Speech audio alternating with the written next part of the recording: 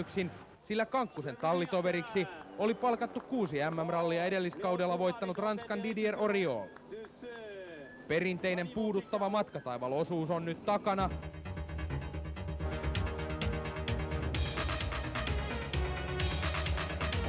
Ja alkoi ajaa Fordien etumatkaa kiinni.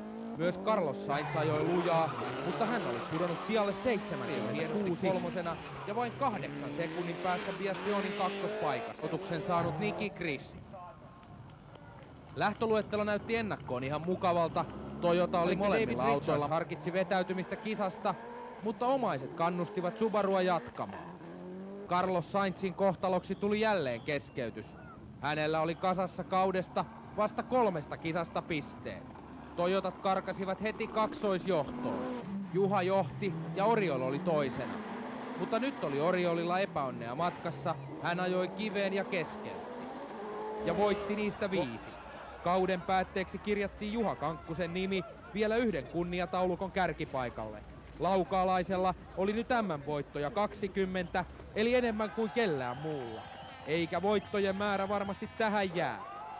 Väsynyt, mutta onnellinen mestari.